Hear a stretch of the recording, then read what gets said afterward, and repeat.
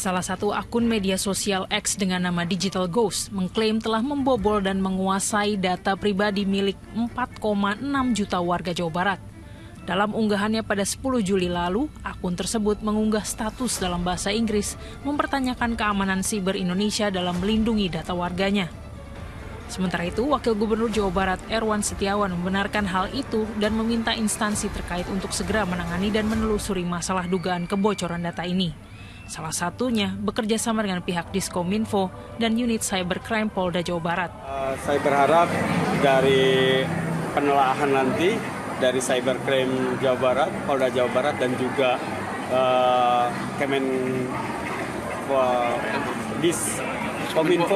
Diskominfo Jawa Barat untuk segera menyelesaikan kasus ini secepatnya. Besok Senin saya akan segera koordinasi lagi.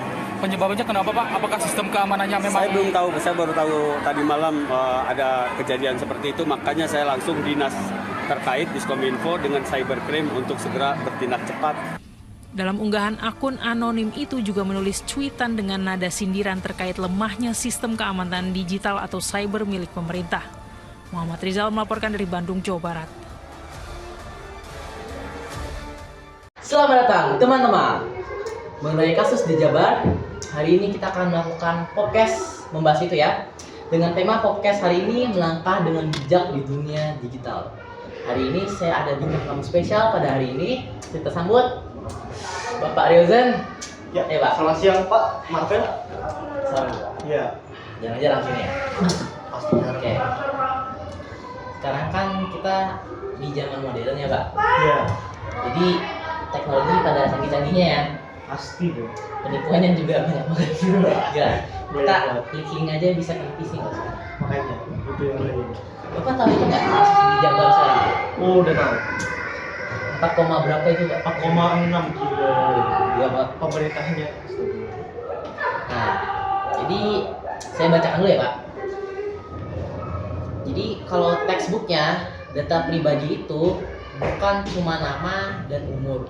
Data pribadi adalah semua informasi yang bisa dipakai buat mengenali kita sebagai individu. Oke.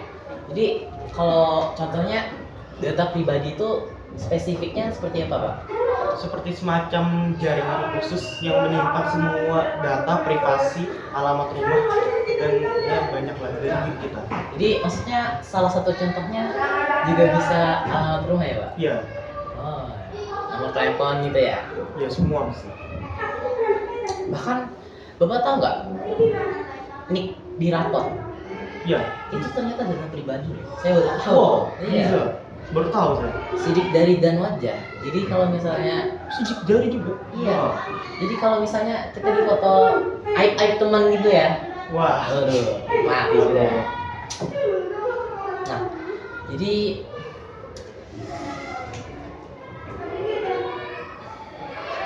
kenapa data pribadi itu sangat berharga? Karena tanpa data pribadi, Kenapa? maksudnya karena data pribadi itu jika sampai bocor, maka alamat rumah kita bisa bocor juga, sidik jari, wajah, kornea mata, semua bisa bocor. Kita udah gak ada lagi privasi. Contohnya kena pinjol gitu ya? Iya, contohnya itu. Nah, itu paling sering tuh. Itu yang paling bahaya. Apalagi kalau disuruh foto KTP. Tahu nggak sih? Kalau nggak salah Google apa gitu, dia beli kornea mata loh. Iya itu. Jadi otomatis kalau kita jual kita nggak ada privasi lagi. Sudah nggak ada. Itu. Malah dikasih harga cuma ratusan triliun. Jadi mengenai informasi tersebut, Bapak main apa IG? Kadang-kadang. Pernah post sesuatu nggak? Pernah. Post apa Pak? Pos ya tentang pendidikan sih. Oh, bagus ya. Jadi maksud Bapak gimana sih postingannya di sekolah gitu? Iya di sekolah. Tanpa Bapak sadari, Bapak sudah kasih tahu alamat sekolah Bapak ke orang lain. Bisa gitu. Bisa gitu. Andi, tinggal searching aja. Ambil Bapak nih, searching Google SMP dan Masoka. Kita masuk ya Pak. Dan itu adalah salah satu contoh pencurian identitas. Ya, pencurian identitas. Saya ingat muka bapak banyak aibnya ya. Jadi kalau misalnya saya ambil foto bapak, saya buat akun palsu nih, tapi PP-nya bukan bapak, otomatis orang pikir akhirnya punya. Iya, saya pasti. Itu yang baik. Jadi itu tuh bisa menipu dari pinjam sama bapak. Iya. Ini bisa boleh pinjam sih. Habis itu kena penipuan dan phishing. Iya. Jadi contoh penipuan dan phishing itu pernah dapat di SMS Pak. WhatsApp yang mengaku dari bank asli. Kalian mau tulis nggak? Tulis sendiri atau tulis? Bahasanya Tulis sendiri atau yang tulis? bahkan menyebut nama kamu.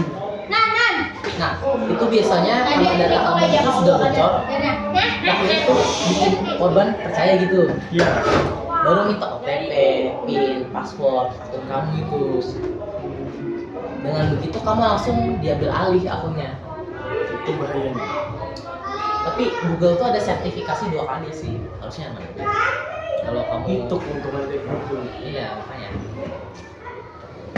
Lalu rekening bank itu bisa dibobol kalau OTP atau PIN jatuh ke tangan yang salah. Jadi bapak PIN sama OTP-nya hati-hati. Jadi dalam hitungan menit uang di rekening itu bisa habis sudah. Oh, betul. Banyak korban bilang baru cek rekening saldonya udah kosong. Wow. Langsung gimana berarti? Jadi secepat kilat penipunya tuh. Semen. Iya, gila banget kan. Luar biasa. Jadi yang paling banyak ini sih spam dan telemarketing ilegal. Oh, ini saya juga SMS video call. pernah kena. Itu rasanya SMS scamming. Ya, gitu. Entah kenapa saya nomor telepon kita itu ada yang bisa punya tuh. Itu biasanya gara-gara ada salah satu kontak yang udah terkena hack, lalu hackernya itu langsung tahu nomor telepon dari orang-orang yang dia hack. Jadi dia jual nomor telepon kita gitu ya. Iya. Oh. Kalau enggak dari pusatnya yang main. Oh. Saya juga sih.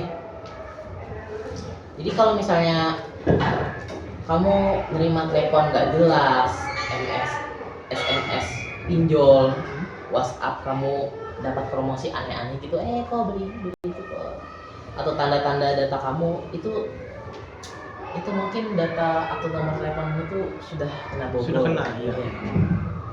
Selain mengganggu, itu juga berbahaya karena terkadang mereka kasih kita link kan, Pak isi ini Pak, nanti dapat diskon. Nah, itu namanya kena kamu nanti. Nah, juga ini juga dapat menggunakan pemerasan dan ancaman. Ada juga kasus ya yang lebih ekstrim. Dia menggunakan data pribadi atau foto digunakan buat mengancam korban. Pelakunya terkadang bilang kalau nggak transfer uang, datamu akan disebar. Oh, itu sih saya pernah kena juga. Siapa tuh kira-kira? Siapa ya? Pokoknya ada di kelas. Ini bikin korban stres, takut dan trauma. Tapi saya nggak trauma tuh. Wah, gokil. Jadi seperti yang saya bilang ya, waktu itu ada promosi nggak jelas yang bapak dapat tuh ya. Iya. Jadi selain itu jual beli data pribadi, profiling, manipulasi data juga dipakai buat mempelajari kebiasaan kita. Iya.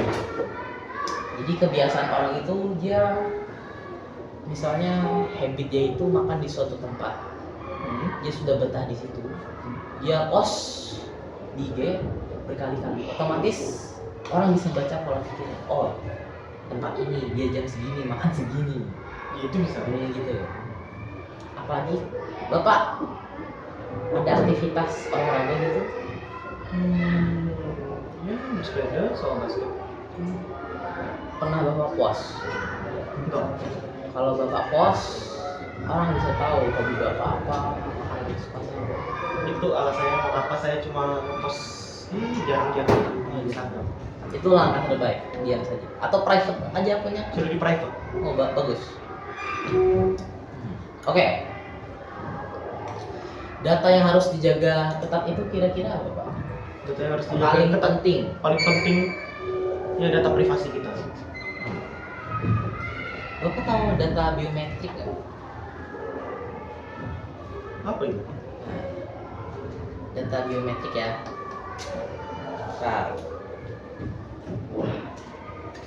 Jadi, ya, bentar.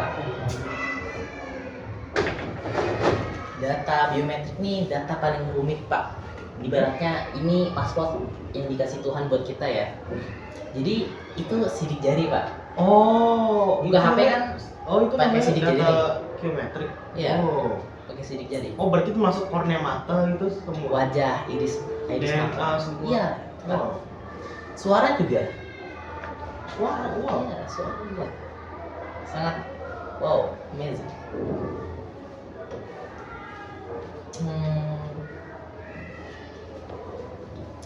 Jadi sepertinya sudah cukup ya. Ya. Jadi ya mungkin kita harus lebih waspada ya supaya nggak terjebak di tempat panas ini. Jangan kayak saya yang udah kena dua kali. Di Jabar ya. Iya. 46 juta data pribadi gila Indonesia. Indonesia cuma. Oke, sepertinya sudah dulu dari saya, Pak. Oke. Nah, terima kasih sudah bergabung ya. Kapan-kapan main lagi, Pak. Ya. Iya. Oke.